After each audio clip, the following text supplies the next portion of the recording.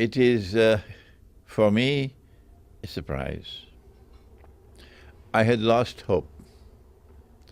I thought that the brainwashing that the media, television in particular, and the radio and the newspapers, that the brainwashing that they engage in, and they have been very successful in it for so long, I had lost hope for the American people. I felt that the American people were the most brainwashed on the face of the earth. And lo and behold, something just happened. That it was as plain as daylight that the media in the United States, the establishment in the United States, television, radio, newspapers, government agencies, were all demonizing one candidate, doing every single thing they could possibly do to make him look bad, so that public opinion would turn against him. And the other candidate, who I consider to be the candidate of war, because those who control power in the United States, in Britain, France, in Germany, in NATO, are, in my opinion, lusting for war with Russia and China, because Russia and China are not prepared to bend their knees in submission. And these people have an arrogance unprecedented in history that they want to rule the whole world. Everybody must bend down, bow down, and submit to them.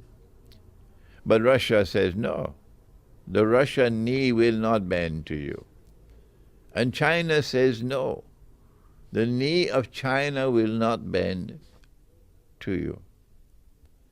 And the other candidate was the one who was in harmony with this and supporting war on Russia, war on China, which would have been nuclear war. You don't need a PhD to know that. The world has never experienced nuclear war. No. The results of the elections in the United States indicate that a large number of people in the United States are still capable of thinking. And this is wonderful news.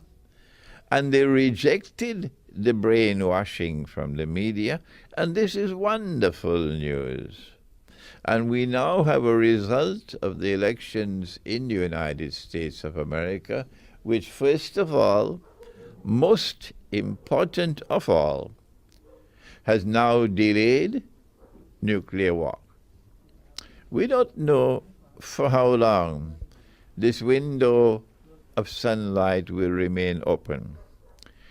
We don't know whether they will do to Trump what they did to John Kennedy. We don't know. That they would do to Trump what they did to so many others whose, the aeroplane falls out of the sky. And that's the end of that story. We don't know whether Trump will suffer the fate of Hugo Chavez.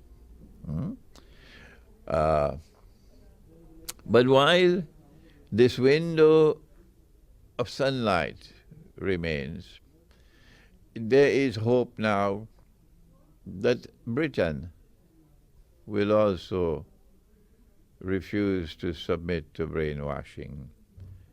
And so too France and Germany and Belgium. And so there must be panic now. Panic in the hearts of those who are oppressors. And I am, of course, pleased with that kind of result. And at this time, when we have this window of sunlight, all those who are resisting oppression should also resist the demonization of Islam. I speak as an Islamic scholar. I have been in the field I'm now almost 75 years of age, And I have been blessed with a profile which is now fairly well recognized around the world, largely through the internet. And I speak for Islam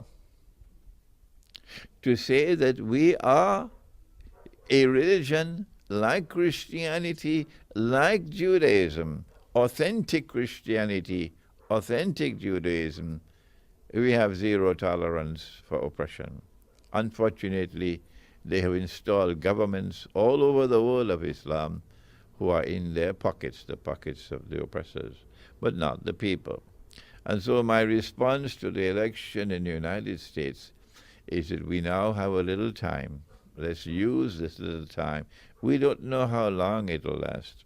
Let's use this little time to reach out to each other and come together in one community of people across the borders of religions, even those who don't have a religious faith, but who are in opposition to the oppressor.